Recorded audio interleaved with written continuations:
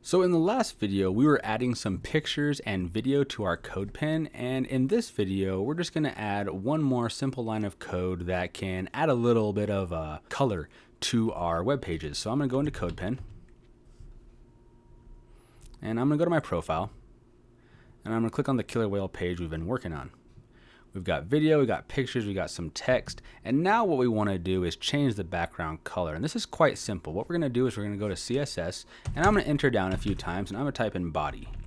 And body is basically just the body or the main part of our page. So we're applying this to the body, and I'm going to put my squiggly brackets, and all I want to type in is background. Make sure your students spell this right. Background color. And we can put whatever color we want, like just to be obvious, I'll put green.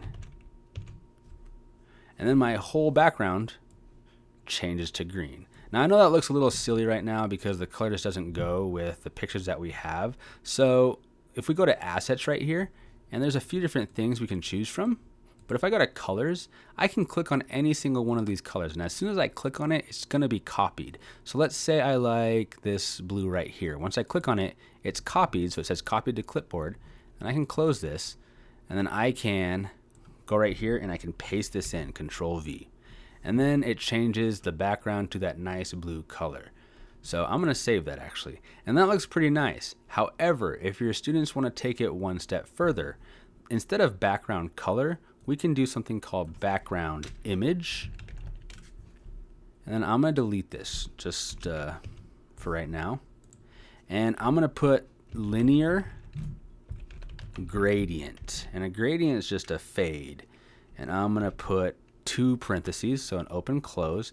And then I can put whatever colors I'd like here. So I could put like red, blue, and red again. So we'll do red, blue, red. So now I've got these colors going up and down my page. If I don't want them going horizontal, let's say I want them to go vertical, then right here, after the first parentheses, I can flip the colors 90 degrees by typing in 90 DEG, comma.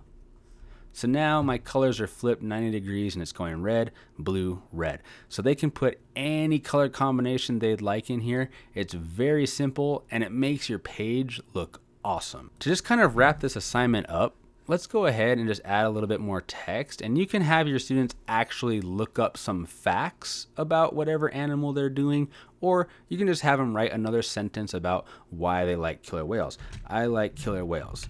Ever since I visited SeaWorld, I've thought they were so awesome.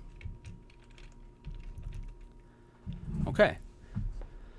So I have some text, and as you can see, it's spreading all the way across the screen. And you know what? I don't really like that. So what I'm going to have to do is, since this text is housed in my div, I can go up here and I already have my H1, H2. What I'm going to do is I'm going to put max width is going to be like, let's say 500 pixels. So now my text is constrained. However, it's not centered.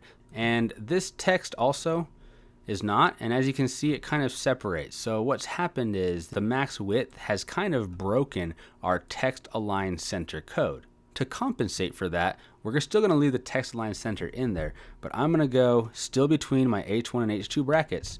I'm going to type in margin 0 auto.